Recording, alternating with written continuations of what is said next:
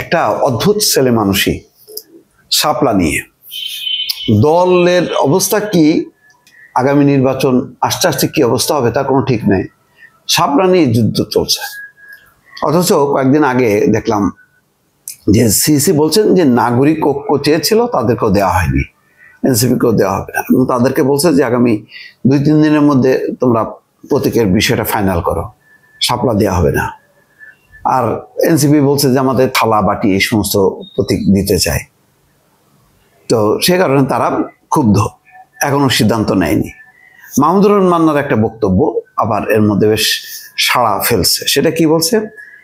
এনসিপিকে শাপলা দিলে মামলা করবেন না মান্না, তবে প্রতিবাদ করবেন। দেখেন, এই কথার মধ্যেও কিন্তু একটা অনুযোগ আছে। এনসিপিরও লজ্জা হওয়া উচিত। তাদের সিনিয়র, অনেক সিনিয়র, ডাকসুর তিনি 2-3বার ভিপি ছিলেন, এই রেকর্ড কেউ ভাঙতে পারেনি। তো সেই মান্না বলছেন যে ঠিক আছে, তিনি বলছেন যে তারা আসছে, এসে বারবার রিকোয়েস্ট করছে, তখন বলছেন যে শাপলা প্রতীক যদি তাদের দিয়ে দেয় কোনো মামলা করব না, কিন্তু প্রতিবাদ তো করব। আমরা যেহেতু আগে আবেদন করেছি, যদি প্রতীক হিসেবে শাপলা বরাদ্দ দেওয়া হয় সেটা নাগরিক ঐক্যের প্রাপ্য। তিনি বলছেন যে মামলা করবেন না, কিন্তু প্রতিবাদ করবেন। তো কেন বলছেন যে মামলা করবেন না? বলছেন যে যেহেতু তারা মানে আসছে, রিকোয়েস্ট করছে, বলছে ভাই আপনি তো একটা প্রতীক পেয়েছেন। আমি বললাম হ্যাঁ, যে প্রতীক পেয়েছি তাতে খুশি নই। তারপরও তারা অনুরোধ করতে থাকে। তখন আমি তাদেরকে বললাম এটা তো একা বলতে পারবো না, এক্ষেত্রে আমার দলের সেন্টিমেন্টের বিষয় আছে, কিন্তু এটা বলতে পারি যে শেখ হাসিনাকে উৎখাতে তোমাদের যে অবদান, তার প্রতি সম্মান রেখে যদি ইসি তোমাদের শাপলা প্রতীক দিয়ে দেয়, আমি মামলা করব না।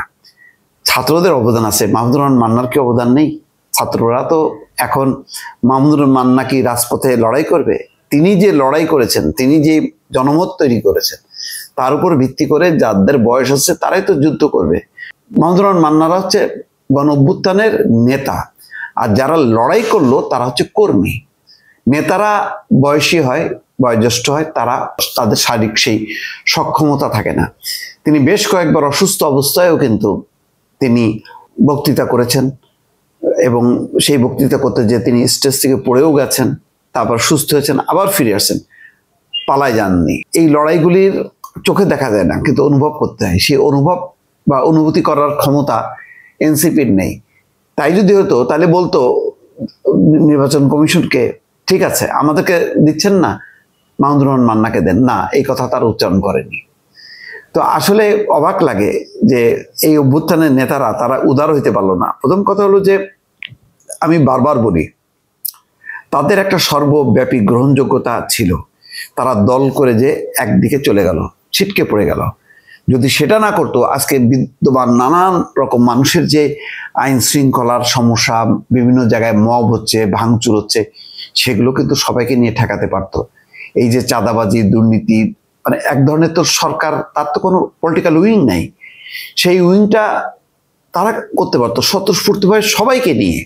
সেই কাজটা বাদ দিয়ে তারা এখন দল করলো, নিবন্ধনের জন্য চেষ্টা করলো, শর্ত পূরণ করেনি, তারপর সেটা কোন রকমে পূরণ করলো। এখন প্রতীক দিয়ে নির্বাচন কমিশনের বিরুদ্ধে হুঙ্কার দিচ্ছে। মানে এইটাই যেন একমাত্র প্রতীকটা পাইলেই যেন তারা নির্বাচনে জয়ী হবে, এমন একটা পরিস্থিতি। মাহমুদুর রহমান মান্নাকে মানে কি আবার দেখলাম সার্জিস আলম ধন্যবাদও জানাইছে। আর মাহমুদুর রহমান মান্না উনি কোন অর্থে দিচ্ছে এটা বোঝার ক্ষমতা আসলে তাদের নাই। তিনি তো বলছেন যে আমি পাওয়ারে, কিন্তু আমি প্রতিবাদ করব যদি না পাই, কিন্তু মামলা করব না। মানে এইটুক বোঝার ক্ষমতা, তার মানে কি বলতে চাইলেন মাহমুদুর রহমান মান্না, এইটা অনুধাবন করার মতন বোধহয় তাদের মানসিকতা নেই। এইটা বলাই তো যথেষ্ট। এটা বলার পরপরই তাদের বলা উচিত যে আমরা দাবি ছাড়লাম, হয় সরকার কাউকে না দিক, আর যদি দেয় তাহলে মাহমুদুর রহমান মান্নাকে দেওয়া হোক। এইটুক উদারতা তাদের মধ্যে থাকলো না। খুবই দুঃখজনক। যে উদারতাটা মাহমুদুর রহমান মান্না দেখাতে পারলেন, সেই উদারতাটা বা সৌন্দর্যটা, মহত্বটা তারা এনসিপির নেতারা দেখাতে পারলো না। এটাই হচ্ছে দুঃখজনক।